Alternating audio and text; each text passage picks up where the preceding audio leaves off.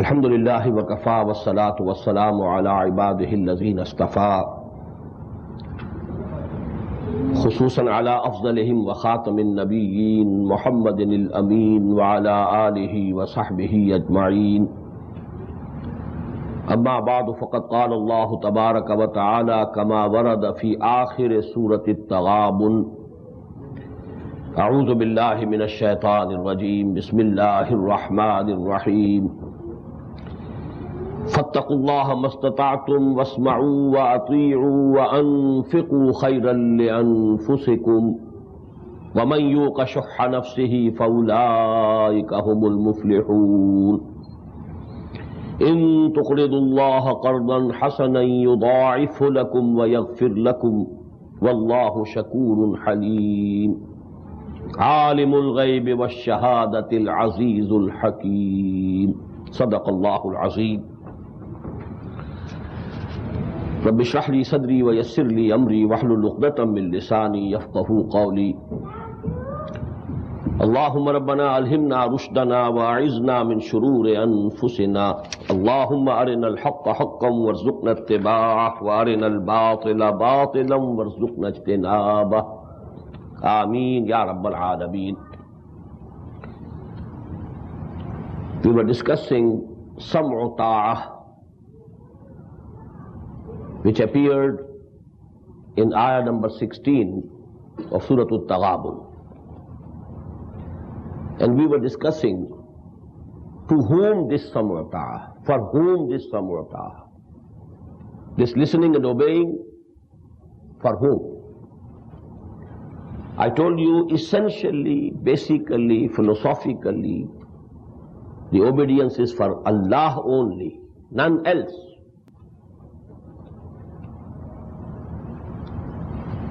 But practically, it is for the Messenger of Allah. Let me give you a few ayat and a hadith from the Prophet sallallahu alaihi wasallam. Surah An-Nisa, ayat 64. وَمَا أَرْسَلْنَا مِن رَسُولٍ إِلَّا لِيُطَاعَ بِإِذْنِ اللَّهِ. We never sent any messenger but that he should be obeyed with the permission of Allah subhanahu wa ta'ala. The obedience to messenger is with the permission of Allah subhanahu wa ta'ala. So actually the obedience is for Allah subhanahu wa ta'ala. Then we have 8 times in one surah, Surah Ash-Shu'ara, all the messengers of Allah asked their nations, their people, Fattakullaha wa ati'oon. Have taqwa for Allah. We have discussed Fattakullaha mastata'atum. Have regard for Allah, have taqwa for Allah. Be God conscious. And obey me. So practically the obedience is for the messenger. Then we have another ayah in Surah An-Nisa, ayah 65. فَلَا وَرَبِّكَ لَا يُؤْمِنُونَ حَتَّى يُحَكِّمُوكَ فِي مَا شَجَرَ بَيْنَهُمْ ثُمَّ لَا يَجِدُوا فِي أَنفُسِهِمْ حَرَجًا مِمَّا قَضَيْتَ وَيُسَلِّمُوا تَسْلِيمًا. Nay, by your Lord, فَلَا وَرَبِّكَ, O Muhammad sallallahu alayhi wa sallam, by your Lord, nay, they can never be mu'min. لا يؤمنون حتى يحكموك فيما شجر بينهم, until they accept you as the final decision giver, final authority in all matters which arise among them, any dispute, any problem, unless they accept you as the final authority, they are not mu'mins. ثُمَّ لَا يَجِدُوا فِي أَنفُسِهِمْ حَرَجًا مِمَّا قَضَيْتَ, and then they shouldn't find within their hearts any ill feeling towards what the judgment you have given. Even if they accept, but there is some ill feeling within their hearts, even then there's negation of Iman, they have no Iman. There should be no negative feeling about the judgment that you have given. وَيُسَلِّمُوا تَسْلِيمًا. If they are mu'min, they have to accept it wholeheartedly, from the depths of their hearts. If somebody finds regarding some opinion of the Prophet ﷺ that my heart is not accepting it, it's a red signal that you are falling short of Iman, according to this, the verdict of this ayah of Surah An-Nisa. Then the hadith, the Prophet once said, very beautiful words, كُلُّ أُمَّتِي يَدْخُلُونَ الْجَنَّةِ إِلَّا مَنْ أَبَى. And this is from the Sahih of Imam Bukhari. And the companion of the Prophet who reported is Abi Hurairah radiyallahu ta'ala anhu. كُلُّ أُمَّتِي يَدْخُلُونَ الْجَنَّةَ إِلَّا مَنْ أَبَى. All of my ummah, every individual of my ummah will enter Jannah, except those who themselves refuse. كُلُّ أُمَّتِي يَدْخُلُونَ الْجَنَّةَ إِلَّا مَنْ أَبَى. All my ummatis, each one of my ummah will enter Jannah, except those who themselves refuse to enter. Qila wa man aba. Now he was asked, sallallahu alayhi wa sallam, who will refuse? We can't understand. It's unintelligible for us. Who will refuse to enter the Jannah? And then the Prophet said, Man ata'ani dakhal al-Jannah wa man asani faqad aba. Whosoever obeys me, he will enter the Jannah. And whosoever disobeys me, it is as if he has refused to enter Jannah. That was the way of the teaching of the Prophet sallallahu alaihi wasallam. You know, the first sentence was very interesting. كُلُّ أُمَّتِي يَدْخُلُونَ الْجَنَّةَ إِلَّا مَنْ أَبَى. قِيلَ وَمَنْ أَبَى. Who will refuse to enter Jannah? قَالَ مَنْ أَطَاعَنِي دَخَلَ الْجَنَّةَ وَمَنْ عَصَانِي فَقَدْ أَبَى. Whosoever disobeys me, he is refusing to enter Jannah. So actually, the obedience is essentially for Allah, practically for His Messenger. Now about the Messenger of Allah, a few points must be very clear. The Messenger of Allah had many positions at the same time. Number one, he was conveying the message of Allah. That was the primary function of his being the Messenger of Allah. Then number two, he was the head of the community. When there was a state, he was the head of the state. Number three, he was the commander-in-chief. Who was the commander-in-chief at Badr, or at Uhud, or at Azab, or at Hunayn? Himself. Number four, he was the Chief Justice, Qaziul Qudah. So actually, these are the various positions that Muhammad sallallahu alaihi wasallam held simultaneously. Now we must analyze these positions. As Messenger of Allah also, he was getting the guidance from Allah in two ways. Number one, which we call in Arabic Al-Wahyul Jali, the verbal revelation, which was coming through angel Jibreel. It is Quran. Number two, the inspiration, the Wahy Khafi. That was also Wahy. It was coming from Allah subhanahu wa ta'ala, but it is not verbal. It came directly to Muhammad sallallahu alaihi wasallam. For example, through dreams, he saw that we are performing Umrah, and that became the basis of the Treaty of Hudaybiyah. Because even the dreams of the prophets are wahi.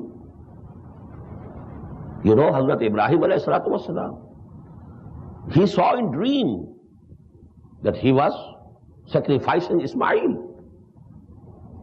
Ya bunayya inni ara fil manami anni asbahuka fanzur madha tara. It was not an express verbal revelation for Ibrahim alayhi salatu wassalam. It was a dream. He saw in the dream. But all the dreams of the prophets are wahi. They are from Allah. So you must understand, there are certain people, you know, who think that only Quran is the wahi. No, Quran is verbal revelation. There were extra revelations, extra wahi to the Prophet ﷺ through dreams, through inspiration. Because Prophet ﷺ gave many orders on the basis of that inspiration that he was getting continuously from Allah subhanahu wa ta'ala. And let me quote here, you know, because this has become a very controversial issue these days. There are people who say we believe in Quran and that's all. We don't need hadith, we don't need sunnah. The function of the Prophet was only to convey the word of Allah to humanity. That word of Allah is there with us in the form of Quran. There's no need of hadith, there's no need of sunnah. This has become a universal, you know, misguidedness, a very big mistake, because people want to follow the West in their attitudes, in their lifestyle. And you know, the sunnah of the Prophet, the hadith that comes in the way, they want to do away with it. That's a big fitna of our time. Inkar hadith. Refuse to accept sunnah or hadith. So there is a hadith which has been reported by Abu Dawood, Ibn Majah, Darimi, rahimahumullah, three muhaddiseen. And the reporter, the companion of the Prophet who reported is Miqdam ibn Ma'di Karb, radiyallahu ta'ala anhu. The Prophet said, Ala inni utitul Qur'ana wa mislahu ma'ahu. Beware, I have been given Quran and another thing which is like it, in addition to it. Ala inni utitul Qur'ana wa mislahu ma'ahu. Ala yushiku rajulun shab'anu ala arikatihi yaqul alaykum bihadal Quran. I fear there will be some person sitting on his couch and he will say, follow only this Quran. فَمَا وَجَدْتُمْ فِيهِ مِنْ حَلَالٍ فَعِلُّهُ. Whatever you find in it is permissible halal, you also take it as halal. وَمَا وَجَدْتُمْ فِيهِ مِنْ حَرَامٍ فَحَرِّمُوهُ.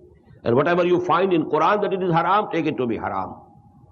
وَإِنَّمَا حَرَّمَ رَسُولُ اللَّهِ كَمَا حَرَّمَ اللَّهِ. Take it from me that the Messenger of Allah has also declared haram something, just as Allah subhanahu wa ta'ala has declared haram. Additional. The very simple example is that Quran says that you cannot have two sisters in marriage simultaneously. There is polygamy in Islam, it's allowed. You can have 4 wives at a time, but not 2 sisters. One tajma'ul ukhtain. And the Prophet said, the same hurmah will be for an aunt and the niece. And what should you call, you know, khala and bhanji. A woman and the sister of her mother, they can't be in the nikah, in marriage of one person simultaneously. And a woman and the sister of her father, they cannot be in marriage of one person simultaneously. Just as 2 sisters cannot be, but Quran declares only about 2 sisters. The Prophet has added 2 more relations. So actually, but this is due to inspiration from Allah subhanahu wa ta'ala. There is something more which was given to the Prophet than Quran. Ala inni utitul Qurana wa misluhu ma'ahu. Then there's another hadith. It hasn't also been reported by Imam Ahmad, Imam Abu Dawud, Imam Tirmidhi, Imam Ibn Majah, Imam Bayhaqi rahimahumullah, and Abi Rafi'in radiyallahu ta'ala anhu. La ulfayanna ahadukum ala arikatihi yatihi al-amru min amri mimma amartu bihi aw nahaytu anhu fayaqulu la adri ma wajadna fi kitabillahi ittaba'na. Beware of a person sitting on his couch and he will say about something that I have declared to be haram or halal. He will say, wait, we don't find these things in the Quran. We shall follow only Quran and nothing else. So the Prophet warned of this fitna beforehand. A time will come when people will say, we accept Quran only, no Sunnah of the Prophet, no Hadith of the Prophet. Nothing of the sort. This is the big fitna. So when Muhammad sallallahu alaihi wasallam was behaving as a messenger, he had two things to convey: the wahi jali, the evident wahi, the verbal revelation, that is Quran, and the wahi khafi, the hidden revelation, that is the inspiration. Now the third thing was his own personal judgments. After all, he was a human being. When matters confronted him, there were problems. He made his judgments. Regarding these personal judgments, the practice of the Sahaba was, they used to ask the Prophet whether this thing that you are saying is from Allah or from your own self, your own mind, your own thinking. And if it is from your own thinking, are we permitted to express some difference of view, some different opinion? And the Prophet used to say, yes, come forward. And at many times, he accepted the opinion of the followers. He cancelled his own decision. This must be remembered. As a person, he was Muhammad ibn Abdullah. He was just like a man who can have a wrong judgment. But if the judgment was regarding halal or haram, Allah subhanahu wa ta'ala used to correct him. And if there is no correction coming from Allah subhanahu wa ta'ala, what does it mean? That Allah subhanahu wa ta'ala has confirmed his judgment. Then it becomes a part of the Sharia. But if the matter doesn't concern halal and haram, Sharia, it's a matter of expediency, a timely affair, or some scientific phenomenon, then we can leave his opinions. This is very important. Again, you need a balance. Now let me give you an example. In Badr, on the occasion of the battle of Badr, the Prophet said, well, fix your tents here at this place. Now the Sahaba came. O Messenger of Allah, if this decision is through wahi, okay, samayna wa ta'ana. If it is your personal judgment, do you allow us to express our opinion? He said, yes. Because he had no experience of wars or battles. He was going to war or battle for the first time in his life. Now the Sahaba said, in our opinion, on the basis of our experience, we think that that place is better for our camp. And instantaneously the Prophet said, okay, uproot these tents from here, fix them there. Very important example. It was not of Sharia, it was not of halal or haram. It was an administrative, a managerial type of thing, a timely affair, a timely matter. It doesn't concern any wahi. He accepted. Secondly, at Uhud, his personal opinion was that we should defend Medina entrenched from the walls of Medina. We shouldn't go out in the open field. But many of the Sahaba, they said, no, we should go and fight them in the open field. There were many who couldn't go to Badr. There were many who had embraced Islam after Badr. Now they had, we want Shahada. We want to lay down our lives for the cause of Allah, for His pleasure. Why should we stay in Medina and defend within the walls of Medina? And Prophet decided against his personal opinion in favor of the opinion of the Sahaba.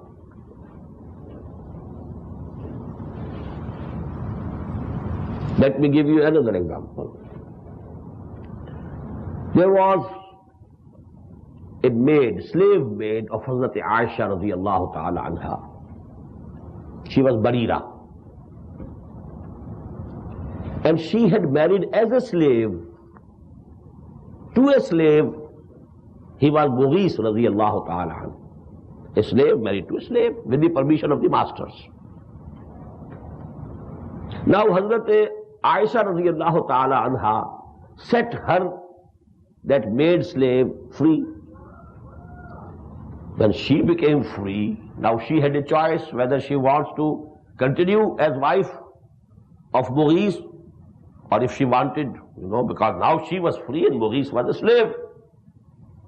She had a higher level. So she decided that she will not continue in marriage with Mughis. And Mughis was in deep love with her, radiyallahu ta'ala anhuma. He requested, she refused. Then he went to the Prophet sallallahu alaihi wasallam. Please, O Messenger of Allah, I love her. You recommend to her that she should continue with me. The Prophet called Hazrat Barira. Barira, why don't you continue in marriage with Mughis? She asked a question. Just imagine how deep legal sense a slave girl had. O Messenger of Allah, is it your order or only a recommendation? His reply was, no order.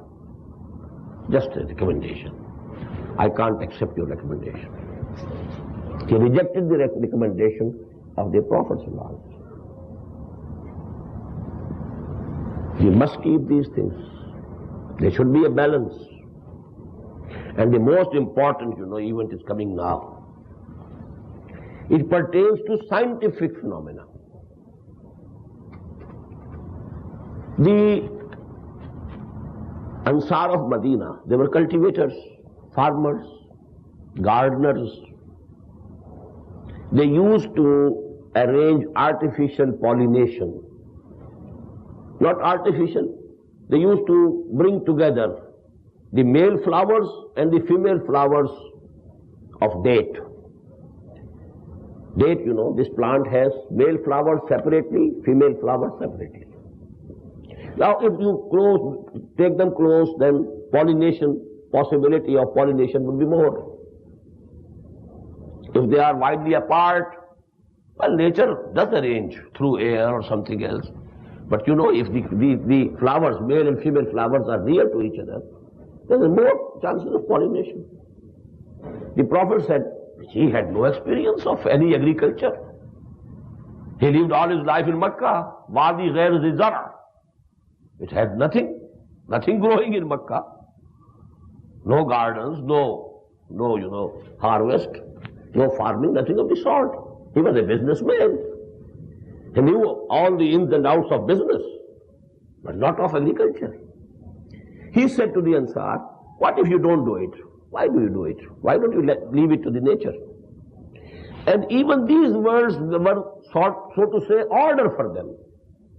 They didn't do it. The Prophet is saying, don't do it. What's the need? The result was that year, the fruit was less. Less pollination, less fruit. Now they came and hesitantly they said, "Oh Messenger of Allah, we used to do that thing. And because you said, why you do it? We didn't do it this time. The result is that this time we have less fruit." Now please note the words. Please note the words. Faqala, and this is included in the Sahih of Imam Muslim. An Rafi ibn Khadij radiyallahu ta'ala anhu. Faqala innama ana bashar. Iza amartukum bishay'in min amri dinikum fakhuzu bihi. Wa iza amartukum bishay'in min ra'yi fa innama ana bashar.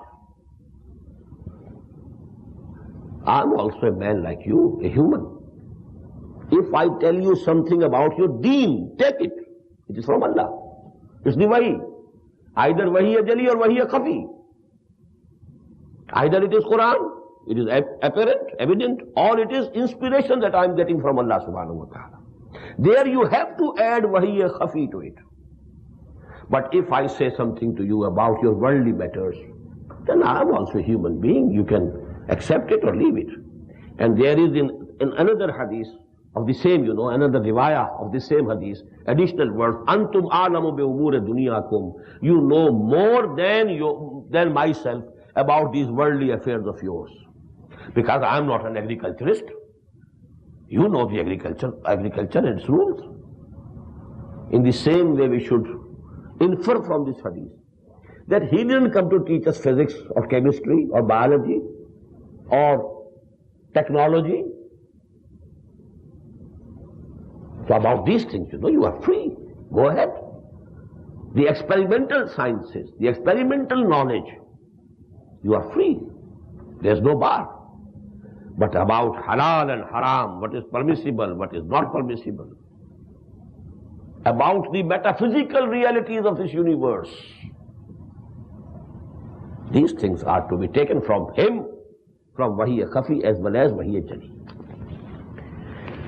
Now what about after Muhammad sallallahu alaihi wasallam? We have discussed samutah during the lifetime of Muhammad sallallahu alaihi wasallam. What about after him? After him there can be two conditions theoretically. Either there is the system of khilafah, ala minhaj an-nubuwwah, caliphate in the footsteps of the prophethood. Or you may call it in the modern terminology an Islamic state. What is an Islamic state? Where it is expressly written in the constitution that sovereignty belongs to Allah and no legislation can be done here repugnant to the book of Allah and the sunnah of his prophet. Without any exception, all matters will come under the jurisdiction of the book of Allah and the sunnah of his messenger sallallahu alaihi wasallam. If this is written, now this becomes an Islamic state. Then you have to have the same relationship of sam wa ta'ah with the head of the state. With one difference only. Let me discuss that one difference only. What's the difference of sam wa ta'ah with Rasul and the sam wa ta'ah for anybody else after Muhammad sallallahu alaihi wasallam? What is that difference? The sam wa ta'ah, listen and obey, for the Messenger of Allah is absolute. Whatever he commands regarding deen, you have to obey. You have no option. Just as I quoted the ayah, مَا كَانَ لِمُؤْمِنٍ وَلَا مُؤْمِنَةٍ إِذَا قَضَى اللَّهُ وَرَسُولُهُ أَمْرًا أَنْ يَكُونَ لَهُمُ الْخِيَرَةُ مِنْ أَمْرِهِمْ. No option, no choice whatsoever. His word, his verdict, final. But for nobody after him, there is absolute samutah. The samutah will be limited within the injunctions of the Sharia. You are nobody to declare anything haram or declare anything halal. It was the prerogative of Allah and Muhammad sallallahu alaihi wasallam. The deen has been completed. Al-yawma akmaltu lakum deenakum wa atmamtu alaykum ni'mati wa raditu lakum al-islam dina. Now there's nobody who can decide and who can declare something to be haram and something to be halal. That thing has been completed. Within these limits of halal or haram that have been laid down by the book of Allah and the sunnah of the Prophet, yes, within the circle, within the limits, yes, we shall listen and obey. That is what we call sam'u ta'a fil ma'roof. Ma'roof according to and within the limits of the Sharia. That is why when there was bay'ah for Abu Bakr, for Umar, always it was fil ma'roof. Abu Bakr said after his bay'ah of Khilafah, if I go on the right path, it's your duty and farz that you obey me. And if I go on the wrong path, it's your duty and farz to rectify me, to correct me. Because infallibility has come to an end with the end of the institution of prophethood. No person after Muhammad sallallahu alaihi wasallam is infallible. No Imam, no Khalifa. If Abu Bakr was not infallible, Umar was not infallible, Usman was not infallible, Ali was not infallible, who else can claim to be infallible? There can be errors. So actually now please note, the most profound ayah of the Quran on this subject is ayah number 59 of Surah An-Nisa. Ya ayyuhalladhina amanu ati'u Allah wa ati'u Rasul wa ulil amri minkum fa in tanaza'tum fi shay'in farudduhu ila Allah wa Rasul in kuntum tu'minuna billahi wal yawmil akhir zalika khairun wa ahsanu ta'wila. O you who profess to believe, obey Allah and obey His Messenger and your leaders, people at the helm of affairs from amongst you, not the Kafirs, not the non-Muslims. Ulul amri minkum, people who are at the helm of affairs from amongst you. And if there is any dispute, if a person who is the Amir, who is the Khalifa, who is the head of the Islamic State, he says something and you say no, it's wrong, according to Sharia, this should be the opinion. فَإِن تَنَازَعْتُمْ فِي أَمْرٍ, if there is any difference of opinion regarding any matter, رُدُّوهُ إِلَى اللَّهِ وَالرَّسُولِ, then the decision will be taken from Allah and His Messenger. That is, only two arguments are tenable, either from the book of Allah or from the practice of Muhammad sallallahu alaihi wasallam. No third argument. Because permanent obedience is to Allah and the Messenger only. Absolute and permanent obedience for Allah and His Messenger. That is why, you know, the word ati'u has been repeated. Ati'u Allah wa ati'u Rasul. But the third time this ati'u has not been repeated. Wa ulil amri minkum, because it is conditional. The obedience to the ulil amr, people at the helm of affairs, is conditional. It is necessary, obedience to them, if it is within the Sharia, the limits of the Sharia, otherwise not.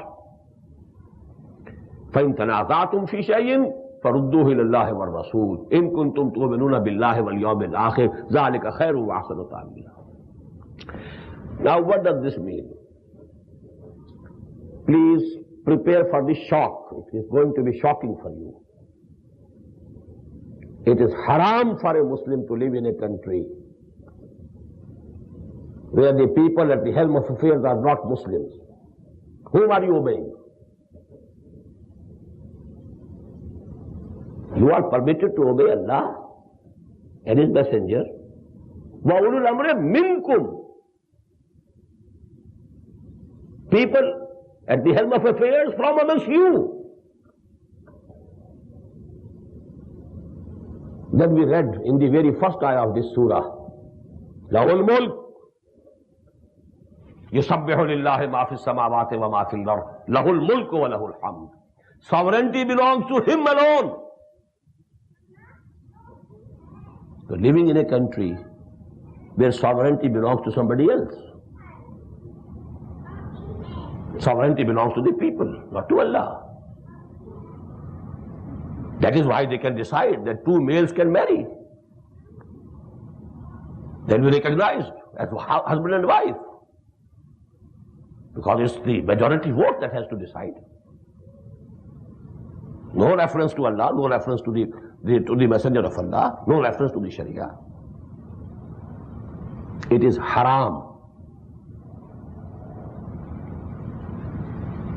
So what's the makhraj? What's the way out? What's the exit? There's the exit, written in red words. It's a dilemma. Must be some outlet, some exit. The exit is, if you are living in a society or a state in which sovereignty is not for Allah, in which the law of Sharia is not supreme, you can live there only if you are exerting to your utmost to uproot the system and establish the sovereignty of Allah there. If you are working for that, if you are living for that, and you are ready to die for that, then it is halal. Otherwise it is haram. You might not be taking haram meat, but every breath that you are taking is haram. You are living in a society, and you have taken the citizenship by declaring an on oath that you are faithful to this constitution. And this constitution, and this pertains not only to United States. We in Pakistan are especially fortunate that at least in the constitution it has been written that sovereignty belongs to Allah, although we are not practicing it. But still I can say that I am living in a country in which the constitution is saying that sovereignty belongs to Allah here. It is there written in the objectives resolution. And now that objectives resolution has become an integral part of the Constitution. Article 2A of the Constitution. It declares sovereignty belongs to Allah. And all authority that we have is delegated authority, not our own. And this authority is to be used within the limits prescribed by the real sovereign, that is Allah subhanahu wa ta'ala. This is there in the Constitution. I don't know any other country in the world, not even Saudi Arabia, where the Constitution declares that sovereignty belongs to Allah. Anyhow, please understand these things. If you are living in a country or a society or a state where the word of Allah is not supreme, the law of Sharia is not supreme, sovereignty is not accepted for Allah, then you are, so to say, at constant war with that society. And you have to struggle continuously to change the system and establish the system of caliphate in the footsteps of the prophethood. And for that, you must have a party. A revolution can be brought about by a party, not a single individual. Now that samota will be for the Amir of that party, which has been founded only with the sole aim of changing the basic system and establishing the deen of Allah. An aqimud deen wa la tatafarraqu fihi. Establish the deen of Allah. You might not succeed in doing it, but if you have put in what you can, if you have done your job, if you have done your bit, if you have spent for the cause of Allah, whatever you have, well, you will be successful, declared successful on the day of judgment. So this is the sam'uta. Sam'uta, number one, for Allah. Number two, for Rasul sallallahu alaihi wasallam. When the Prophet was living in this world, he was the head of the state, he was the Chief Justice, he was the Commander-in-Chief, and he was the Messenger of Allah also. After him, only two conditions can be there. Either there is an Islamic state, there is the system of caliphate in the footsteps of prophethood, or there is some secular system, popular sovereignty or kingship or something else, some sort. Then there, if a mu'min is living, the only halal way of living is to be in continuous struggle against that system and endeavoring to the maximum, exerting to the utmost, spending everything that he has to change the system and establish the deen of Allah, or, according to the biblical words, to establish the kingdom of heaven on earth. Thy kingdom come, thy will be done on earth as it is in heavens. For this purpose you must have a party, and now you must have your oath of allegiance, of samota with the head of that party. Now let me give you the final issue of this subject. What is the agreement of samota? The agreement of samota is bear and bay'ah. These two words are of Quran. Bear, shara or bear. Bear, you sell something. Ishtara, you purchase something. Inna Allah ashtara min al-mu'minina anfusahum wa amwalahum bi anna lahumul jannah. And this ayah is a long one. It ends, فَاسْتَبْشِرُوا بِبَيْعِكُمُ الَّذِي بَايَعْتُمْ بِهِ. If you have made this bargain, if you have really sold yourself, your lives, and whatever belongs to you to Allah subhanahu wa ta'ala, then actually be merry, rejoice that you have made the best bargain. فَاسْتَبْشِرُوا بِبَيْعِكُمُ الَّذِي بَايَعْتُمْ بِهِ. But this bay, which is between a man, a mu'min, and his Rabb Allah. But the actual agreement of bay'ah was done at the hand of Muhammad sallallahu alaihi wasallam. This is called bay'ah. Oath of allegiance. Oath of sam'uta'ah. We are ready, O Muhammad sallallahu alaihi wasallam. We pledge ourselves. We will listen to whatever you say and we will obey it. Now this is the hadith. Please memorize it. It is muttafaqun alayh. There is no higher level of the authenticity of ahadith than this hadith, on which both Imam Bukhari and Imam Muslim agree that it is authentic hadith. Muttafaqun alayh. No higher level of authenticity. The reporter is Ubadah ibn Samit radiyallahu ta'ala anhu, an Ansari from Medina. And note the words. Baya'na Rasulullah sallallahu alayhi wa sallam. We pledged ourselves. We gave our bay'ah to the Messenger of Allah sallallahu alayhi wa sallam. What is that bay'ah? Ala sam'i wa ta'ah. That we shall listen and obey. Fil usri wal yusr. In difficulty as well as ease. Maybe the conditions are difficult, but we shall obey. If the conditions are easy, we shall obey. If the matter is difficult, we shall obey. If the matter is easy, we shall obey. Wal manshate wal makrahe. Whether we feel inclined to do it or we have to force ourselves to do it.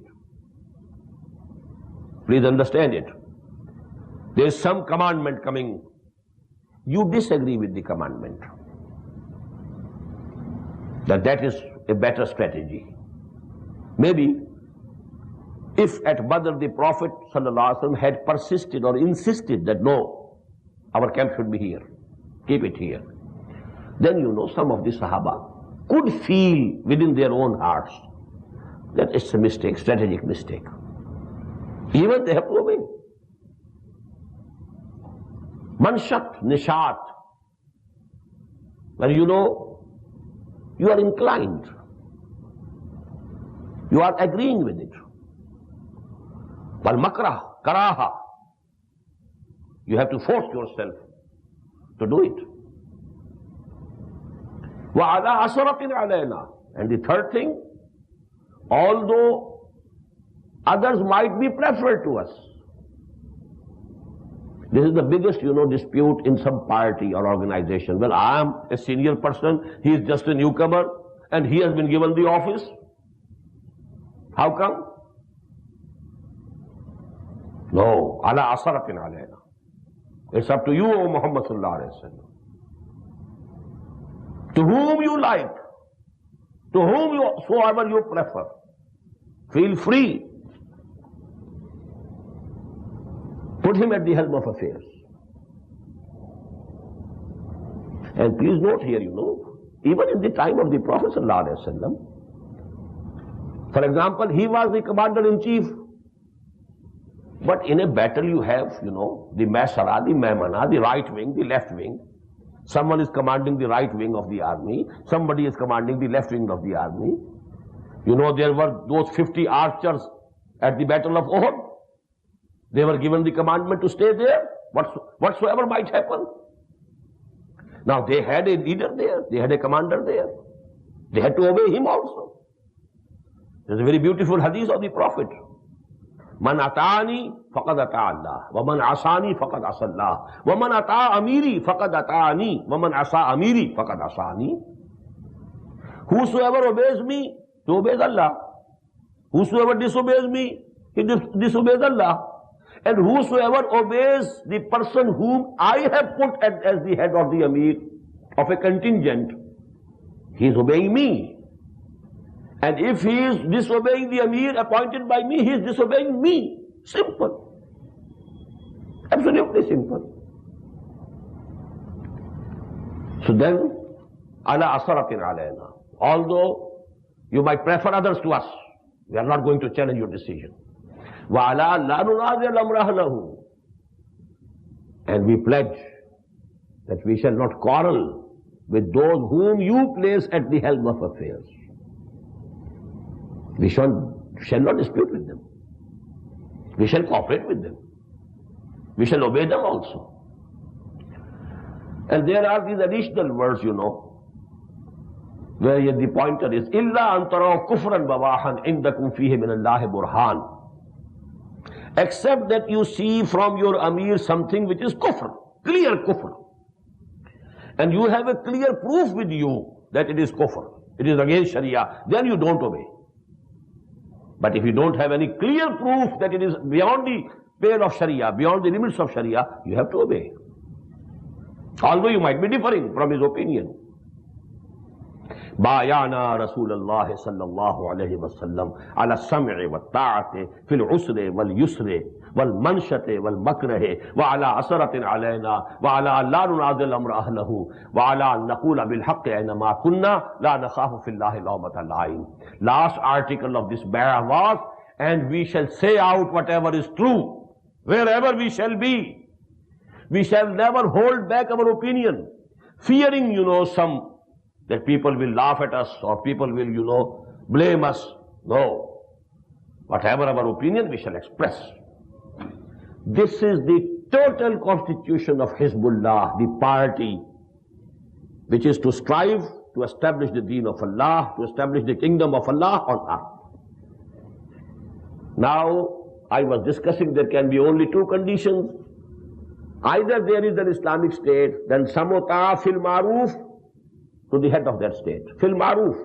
This is the bay'ah to Muhammad. Samota, no maruf. Because he is infallible. He cannot give any order or commandment which is beyond the limits of Sharia. He is himself Sharia. He is Shari'. He has to follow the Sharia. But for nobody else after him there can be absolute obedience. The obedience will be limited. That is why we have adopted this hadith as the basis of joining Tanzeem-e-Islami. But we have added the word, Inni ubayi'uka ala sam'i wa ta'ati fil ma'ruf. The rest of the bay'ah is the same. Fil usri wal yusri wal manshati wal makrahi wa ala asaratin alayya wa ala la unazil amra ahlahu wa ala naqula bil haqqi ayna ma kuntu la akhafu fillahi lawmata laim. Now please, one word more, and again prepare for the shock. These concepts of our deen are absolutely not discussed. You might never have heard about these things. This is the hadith included by Imam Muslim in his Sahih, and it is from the son of Umar radiyallahu ta'ala anhuma, Abdullah ibn Umar. What are the wordings? The Prophet said, "Man mata wa laysa fi unuqihi bay'atun mata mitatan jahiliyatan." Whosoever dies and there is not in his neck, what should I call it, halqa, the bond of bay'ah, he dies the death of Jahiliyyah. Jahiliyyah was the term pre-Islamic era. That was the time of Jahiliyyah. Man mata wa laysa fi unuqihi bay'atun mata mitatan jahiliyatan. Because there can be only two possible conditions. Either there is Islamic State, you must have the bay'ah of the Amirul Mu'mineen, of the Khalifa. If there is none, then you should belong to a party, and you have to have the bay'ah of the Amir of that party. No third condition possible. So this is a very categorical statement, but this is the statement of the Prophet. And this is the hadith from the Sahih of Imam Muslim. I'm nobody to say it. Man mata wa laysa fi unuqihi bay'atun mata mitatan jahiliyatan. Now please, another hadith. To conclude this subject of sam'ata'ah. Now this is the hadith from Haris Ash'ari radiyallahu ta'ala anhu. قال قال رسول الله صلى الله عليه وسلم آمركم بخمس. O Muslims, I command you, I give you command, order you for 5 things. بالجماعة والسمع والطاعة والهجرة والجهاد في سبيل الله. رواه الإمام أحمد والإمام الترمذي رحمهم الله. Imam Ahmad fi musnadihi wa Imam Tirmidhi fi jami'ihi.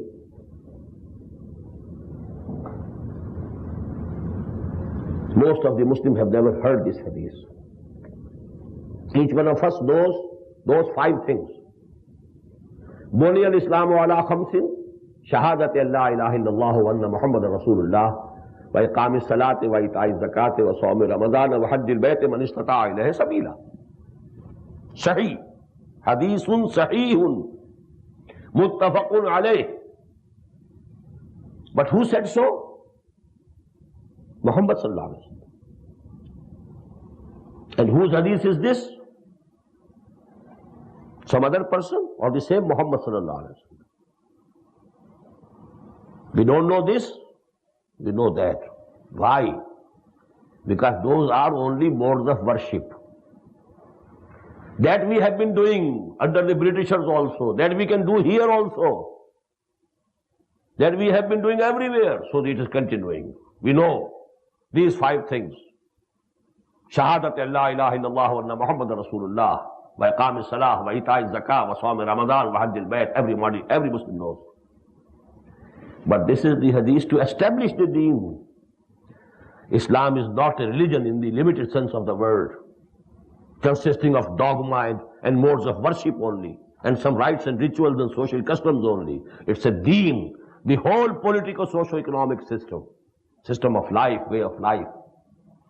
And it needs and demands its establishment as a whole political socio-economic system. For that you have to have a jama'ah. That jama'ah should be disciplined jama'ah, sam'ata'ah. And that jama'ah, what shall jama'ah do? Al-hijrah wal-jihad fi sabilillah. Because this concept has faded away from our thinking, Hence, this has become irrelevant. When there's no concept of the establishment of deen of Allah, this is irrelevant. Absolutely irrelevant. And out of sight, out of mind. When it has lost the relevance, it is outside our minds. But please remember, sam'u, that is the central point. Jama'ah, because only a party, only a jama'ah, only a hizb, that can strive to establish the deen of Allah. No individual can do it. Individual can propagate. Individual can go on preaching. Individual can do teaching, preaching, propagation. All this can be done by individual. But to establish the deen as a living, actual reality of political socio-economic system, you need a revolution, a change of the system. For that you need a party. For that you need jihad. For that you need hijrah. And this hijrah and jihad will be done through, we shall be discussing this hijrah and jihad in very detail, in the fourth section of this selected course of study. But here I only wanted, because this is the discussion of fattaqullaha mastata'tum wasma'u wa ati'u. Now the fourth thing in this ayah, وَأَنْفِقُوا خَيْرًا لِأَنفُسِكُمْ. At least this ayah should be completed today. What is infaq? This is also, very basic term of Quran. We think infaq means only spending money. No. The Arabs say, nafaq al-faras. The horse is dead. Nafaqat al-darahim, money is finished. No more dollars. My pocket is empty. Nafaqat al-darahim. All dirham dinar have been spent. Nafaq al-faras, the horse is dead. Infaq, spend. Now this infaq is actually equal to jihad. Quran either says, Jahidu fi sabilillahi bi amwalikum wa anfusikum. Make jihad for the cause of Allah and spend your lives as well as your money and belongings. You have to spend your bodily resources and the worldly resources that you have. Worldly belongings and bodily resources. And in this time, everybody knows time is money. And I quoted the hadith, Kullu nafsin yaghdu fabay'un nafsahu. 1 hour of a doctor is equal to so many dollars. 1 hour of an unskilled laborer is equal to $8, for example. Of a skilled laborer is equal to $15 or maybe $20. So actually time is money. And what is adding, is your expertise, your knowledge. So everything you can measure in terms of money. And they are exchangeable. You can hire any person. You give him the money and you have, his expertise is available to you. You can use it. His physical power is available to you. You can use it. So actually infaq covers the whole thing. Spend your bodily resources as well as your worldly belongings. What for? That has not been expressed here fully. But the word Al-Malik in the very first ayah, it clinches the matter to establish the kingdom of Allah on earth. فَاتَّقُوا اللَّهَ مَسْتَطَعْتُمْ وَاسْمَعُوا وَأَطِيعُوا وَأَنْفِقُوا خَيْرًا لِأَنفُسِكُمْ. It's good for you, for your own self. You will get the reward on the day of judgment. وَمَنْ يُوقَ شُحَّ نَفْسِهِ فَأُولَٰئِكَ هُمُ الْمُفْلِحُونَ. And whosoever is saved from the greed of his baser self, his id or libido, only he will be able to be declared successful on the day of judgment. May Allah subhanahu wa ta'ala include us all among those. Ameen ya Rabbal Alameen. أقول قولي هذا واستغفر الله لي ولكم ولسائر المسلمين والمسلمات.